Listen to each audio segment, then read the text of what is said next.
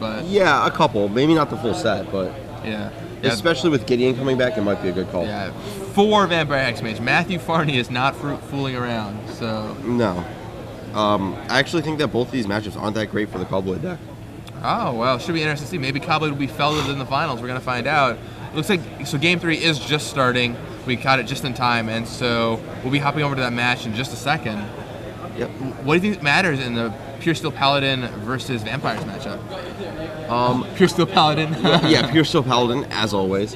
I think the Vampires deck has to leave up instant speed removal for Pure Steel going into, like, early game you can wait because you don't actually need to kill it on the spot, but going into the late game you just always have to leave up the instant speed removal so that they only get 1 equip out of it at most. Yeah, and we watched actually the same matchup, not with the players, but the deck matchup yesterday. Mono black instead of black red, so it's a bit lighter on the lightning bolt side, but it was, Vampires players ahead, they were going to win. Caleb was really far behind, or it was Nate Pease actually, and then all of a sudden Pure Steel Paladin, equip, attack you, draw a card, equip, go. Yeah. And all of a sudden they're, back up to 10 life, and the Vampires players just looking at their board like, I'm just dead, and there's nothing I can do. Yeah, it's hinges on Pure Steel Paladin. When Paladin comes down, everything changes. Yes. Otherwise, you've just got a bunch of Flare Husks. We likened it, and obviously this comparison has some holes, but we likened it almost to Dredge yesterday, where it's like, you have all these, 1/1s and, 2/2s that aren't good. And they're might be able to beat your opponent down, but most of the time you have to have your Pure Steel Paladin. Without Pure Steel Paladin in play, it feels like they have the ley line of the board, and you're just beating them down okay, Putrid Imp, Narcomoeba, Stinkweed, get in there, let's go. Alright, so here we go. Game 3. Caleb's going to be on the play of this game. Looks like he leads off with a Preordain. Caleb is playing his Pure Steel Paladin deck. He made top 8 repeat the queue with it not too long ago, right? Yeah, and I believe he did well at some 3K or something with it. Very cool. And Matthew is playing Vampires. Pretty stock Black Red Vampires, except for those Hex Mages. Everything else, besides the 4 Vampire Hex Mages, is just totally normal. Caleb has a turn 2 Firewalker. And this will decide who faces Cobblade in the finals. Jarvis, who worked on the blue-white deck, said that the blue-white deck would much rather face Vampires. For the reasons you stated, no good way to remove Pure Steel Paladin. You have 2 Dismembers and 2 Oblivion Rings. Otherwise, that Paladin is just going to be completely unstoppable. Yeah. The Oblivion Ring's not even that good because, mid-game Paladin's just going to drop down, do all its work, and then, you pass back by the time you've done that, Oblivion Ring it. Maybe it has a Warren piece on it by then. Right. Maybe it's just already done all the work it needs to do.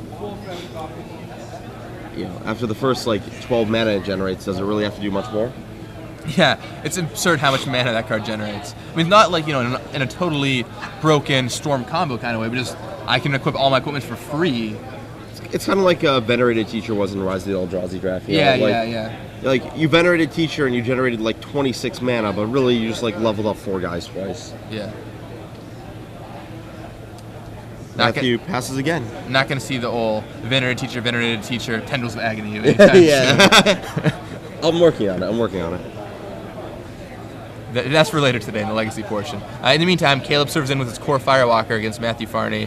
And it looks like he's looking at a sort of Feast and Famine. Yep, there's Feast and Famine. And then he slams it down, passes back to Matthew Farney. Now, sort of Feast and Famine, pretty good against that Vampires deck. Especially on a Firewalker. And on a Firewalker. Protection from everything. Yeah, you have to Gatekeeper it down pretty much. Well, it looks like he's going to be doing that. Yeah, so. Matthew has Gatekeeper. It's got to come down here. I mean, you could try and... Actually, it might not be. He does have Dismembers. It might just be better for him to leave up the removal spell so that if he Gatekeepers, Caleb can just play another guy and suit it up, and that's just, Or just Hardcast Dismember main phase. Interesting. Oh, so he's going to set up so he can Gatekeeper next turn with a land up, so Dismember whatever he plays to get the sword on it. Oh, that's interesting. Caleb has another Firewalker. Oh, man. And a Pure Steel Paladin.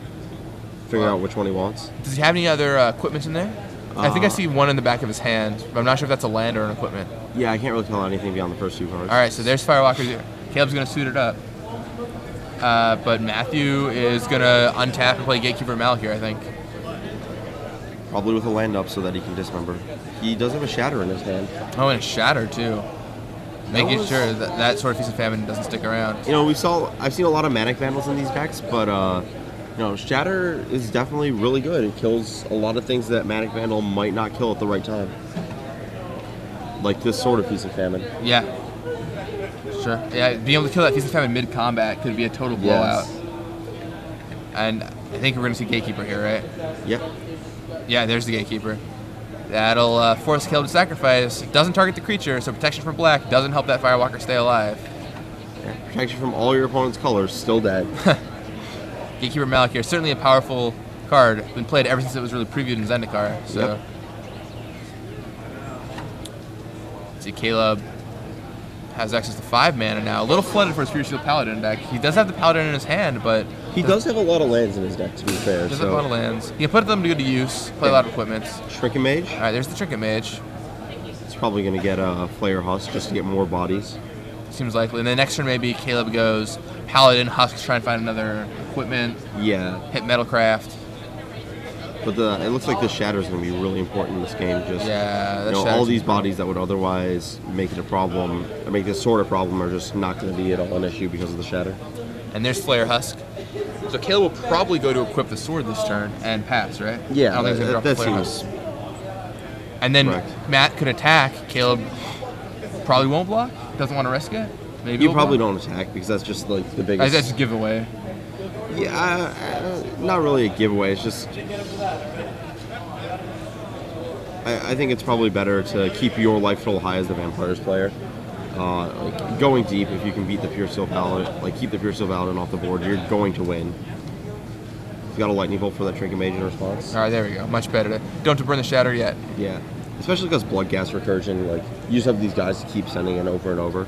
Right. Especially if you can beat the sword, then you don't really care about going that deep into the game.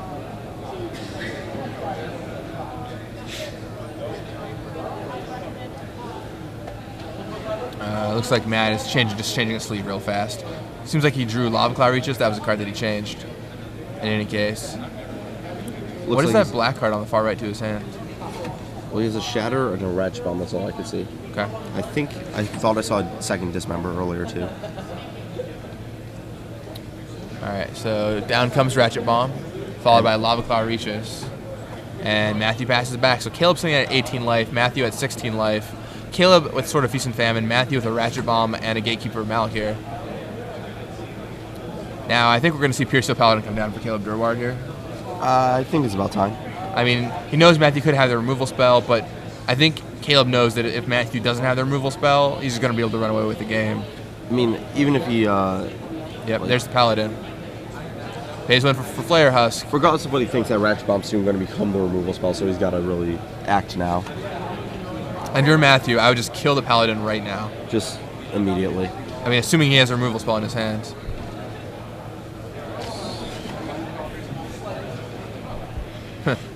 There's a little 3-card Monty. All right, dismembers the Paladin. Yep. And Goes to 14.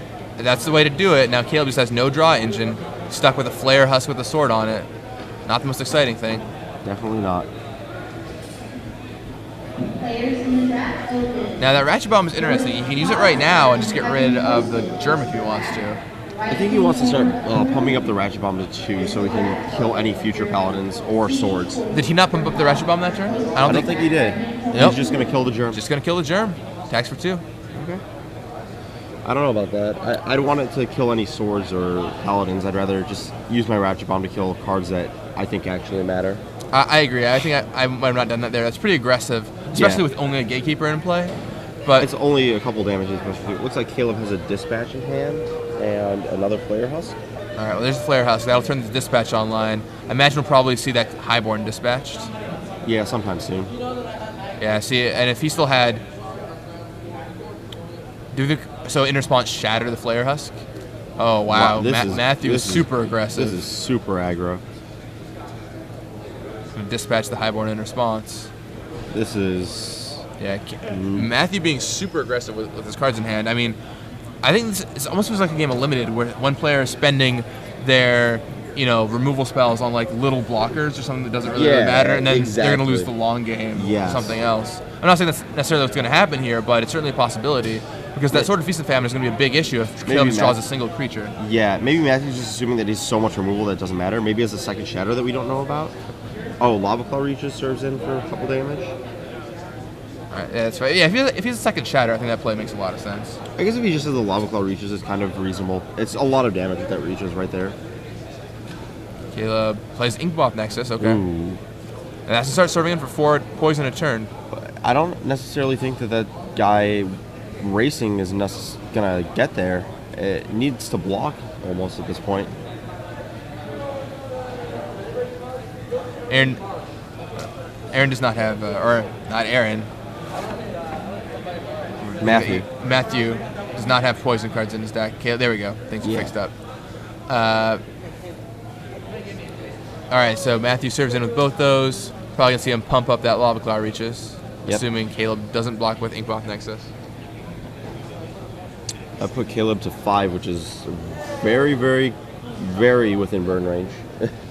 Yeah, that's huge. Yeah, Caleb would have to maybe draw Basilisk Collar or something. Or Firewalker again. Firewalker. That guy would be pretty good here. Gains a life off a bolt, locks the Lava Claw reaches without dying. What Caleb's got to be thinking here is, if I have block with this Inkmoth Nexus, how can I win this game? And it looks like Caleb just decides to take the damage. Yep. Puts him to 5. Or 7? Didn't pump? Looks like Matthew did not pump. Instead held up 2 mana. Means maybe he's got a Shatter in his hand, so maybe he does have that second Shatter. Yeah.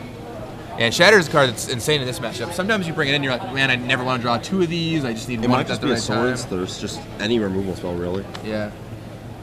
There's a lot of removal spells in this deck. Yeah, Matthew Farney has the removal. Like, could be Dismember, Lightning Bolt, Go for the Throat, Swords, Thirst, Shatter. Post-board, he could, in theory, have almost, 18 removal spells that are instant speed that you can just cast from his hand. 19, actually, I think. 18? Yeah, 18. That's... So Caleb activates Inkmoth Nexus, gives it the sword, Feast and Famine, and hasn't attacked yet. He's deciding what else he wants to do. He tapped 2 mana there for a second. Maybe he's got another play in his hands. All right, so he taps 2. Thinking about whether he also wants to put the Flare Husk on. Yeah, deciding if he wants to equip the Flare Husk, deciding if he wants to play the card in his hands. If he equips the Flare Husk, he's probably just dead to Lightning Bolt, but... I mean, it seems like he's probably dead to Lightning Bolt either way. Yeah. I don't know what the card in his hand is.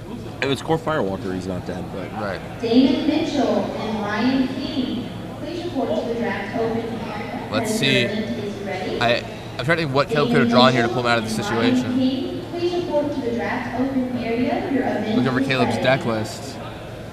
Maybe S Champion, that'd be a pretty good draw. Yeah, S Champion would be really good. It's metal crafted. Other than that, actually, S Champion, you can block with the Inkmoth Nexus because it untaps with Sword, so yeah. Right. Yeah, Inkmoth Nexus can go on offense and defense here. Nice little man-land synergies. So it looks like Caleb taps mana, untaps mana, thinks about it. All right, she says not to do anything else, just attacks with Inkmoth Nexus.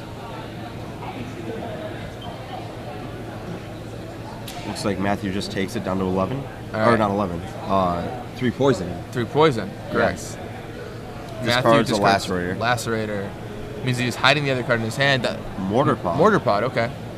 I don't know why he thought about that then. I guess he wants to move the sword, but you could just assume he doesn't have the Lightning Bolt, just get the Mortar Pod into play and tap the Nexus if he tries to kill it and make the mana. So I think what he doesn't have a body if he does that. So yeah, I think what happens is if he equips Flare Husk and the Nexus gets bolted, then Caleb can't play anything, right? Yeah, and then you can play the Mortar Pod. He taps the Nexus for mana in response because it goes to a 4/4. Otherwise, he has to do it. Yeah. Sure. But I mean, then he has to blow the Mortar Pod without putting the sword on it, and that's just not really where you want to be. Yeah. Matthew draws his card. Lightning Bolt does it. If he has a land, Gatekeeper does it. Does Lightning Bolt do it? Yeah, he just wakes up the Lava Claw reaches, crunches him with both guys. He didn't pump last turn, actually. So, no, it does not do it. Yeah, Lightning Bolt doesn't do it. Didn't use his mana last turn, either. Yeah, I'm curious what he was holding up his mana for. Was he just trying to bluff? Yeah, he discarded the Lacerator, too. Man. And he hasn't jammed down a Shatter or anything similar yet, so I'm kind of curious what Matthew's last card is, or at least what the card he held in his hand last turn was. Right. Because, like you said, that 2 damage should make a big, big difference in this Right, race. it would put him to dead with lightning bolt. Yeah, all the plays I was thinking about for Caleb last turn, all assumed that was true. Man. Yeah, Matthew's got to think about what to do. It's a tight margin situation here. Yeah. Make it or break it time. What do you think? Do you think Matthew has a dismember in his hands? I think if he had Shatter, he would have cast it, right? Sure. All right, Gatekeeper. So he activates the Nexus in response, sacrifices the Nexus. Okay. Plays Viserys here. Passes back. Now, Caleb can't afford to attack unless he drew another threat, right? If Caleb drew a creature, then he might be able to attack. Otherwise, he has to hold back. Right. Be able to deal with the impending army from Matthew Farney. Including the manland. Right, yeah, the Lava Claw reaches hiding under this Dragon Skull Summit, so represents a lot of damage. That's 1, 2, 3 attack. That's a 5-2 essentially. Or sorry, a 4-2. Yeah. I mean, if that guy connects, it's safe.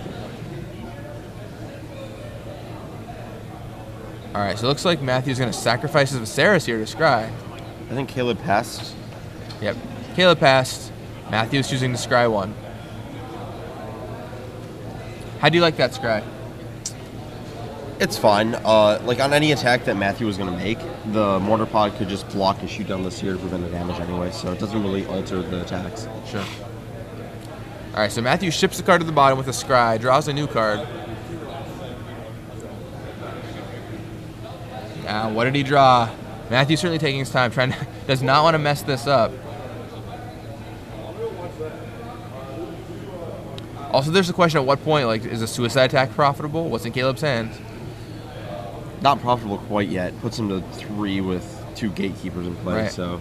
And if he had put Caleb to 5 life, that'd be a much different story, right? He could bring down to 1 with the gatekeeper and then dead next turn if he doesn't have anything. Exactly. That mana should have probably been spent that turn somehow.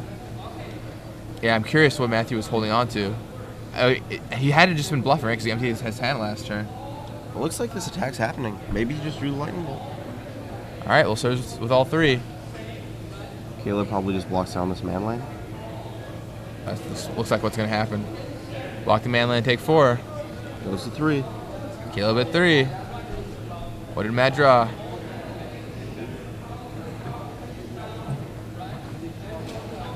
Caleb could have a flash freeze or a negate. Maybe that's what he's thinking about. There are some options. Yeah, so Matthew was bluffing when he left mana up that turn. His hand was Lacerator Seer, I think. Or Gatekeeper. Or Lacerator or Gatekeeper. Either way, it's both sorcery speed spells. Yeah, cards that really couldn't interact there. Maybe What? he just wanted to not... I don't know why he didn't pump them. I mean, either he was trying to represent a shatter or something to make Caleb think twice, which, to be fair, he did make Caleb think twice. It's also possible he just forgot. There's some discussion happening as the pumping was occurring. All right, so passes back to Caleb. Caleb doesn't do anything. Caleb goes back. Oh, Gatekeeper off the top. That's it. Matthew Farney heads into the finals. Okay. It's going to be a Vampires versus Cobblade final here. We've seen this one many times, We definitely have. but not like this. Not like this. Who do you have as the edge here in the final matchup? Vampires. You think Vampires? Yes.